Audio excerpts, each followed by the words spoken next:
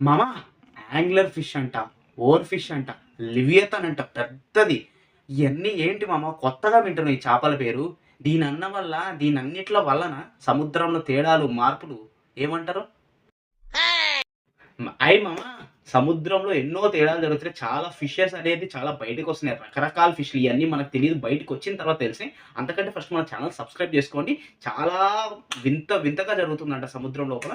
మన channel subscribe చేసుకొని bell icon on చేసుకోండి. And first of all Kerala బీచ్‌లో అంటే ఎన్నో చేపలంట బయటకి వచ్చేసినాయంట బీచ్ నుంచి. ఇదేంటి ఎప్పుడూ జరగంది. అండ్ అంతకంటే ఆస్ట్రేలియాలో కిల్లర్ ఫిషెస్ అంట 150 ఆస్ట్రేలియా ఫిషెస్ దాకా బయటకు వచ్చేసినాయంట హాస్టల్‌లో. అండ్ అది కాకుండా ఓవర్ ఫిష్ అంట. వైట్ కలర్‌లో స్మూత్‌గా ఉంది కదా ఓవర్ ఫిష్. అది ఎప్పుడు రాదంట. సైంటిఫిక్ దాన్ని రీసెర్చ్ చేస్తే అది బయటకు వచ్చిందంటే సంథింగ్ ఏదో లైక్ ప్రాబ్లమ్ అనేది ఉందంట. లైక్ ఏంటంటే సునామీ లాంటి హెచ్చరికలన్నా లైక్ అది స్పెయిన్‌లో అంట. అండ్ మనం యాంగ్లర్ ఫిష్ గురించి విన్నాం. నల్లగా, గట్టిగా పళ్ళు అది కూడా బయటకు వచ్చిందంట.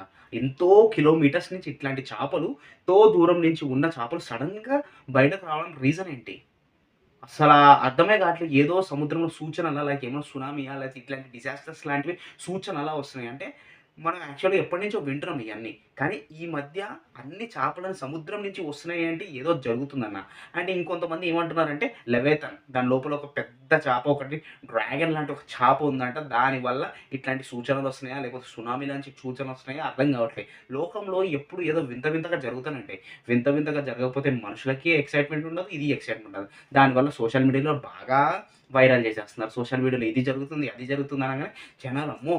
ఫీజు కట్టాలా? ఫీజు కట్టకపోతే ఇదయితదా అని చాలామంది అంటున్నారు. కానీ నేనేమంటున్నానంటే ఇట్లా జరుగుతుంది అంటే ఒక ప్లేస్‌లో జరగట్లేదు. అట్లాంటి ఆస్ట్రేలియా అన్న, కేరళ అన్న, స్పెయిన్ అన్న, రష్యా అన్న అన్ని చేపలు ఇట్లా ఇన్ని సార్లు బయటకొస్తుందంటే సంథింగ్ రియల్లీ హ్యాపెనింగ్ అని అనిపిస్తుంది.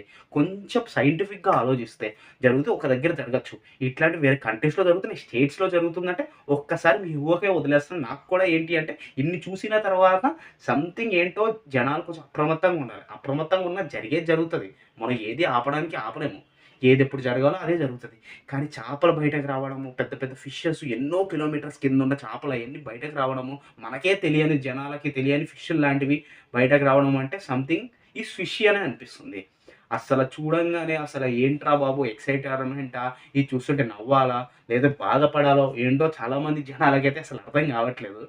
చూద్దాం ఏమైతే అదైతది. ఎవడు జనాలైతే ఫస్ట్ భయపెట్టుకోకండి. కానీ ఏది జరిగితే అది జరుగుతది. అందరూ ధైర్యంగా ఉండాలని కోరుకుంటున్నా. కానీ చేపలు మాత్రం బయటికి రావడం వల్ల సంథింగ్ ఈస్ ఫిషీ అని ఎవరికైనా అనిపించట్లేదా? ఇదన్నమాట. మన ఛానెల్‌ని సబ్స్క్రైబ్ చేసుకోవాలంటే ఫస్ట్ సబ్స్క్రైబ్ చేసుకోండి. ఇట్లాంటివి ఎన్నెన్నో అప్డేట్స్ కోసం. Love you all.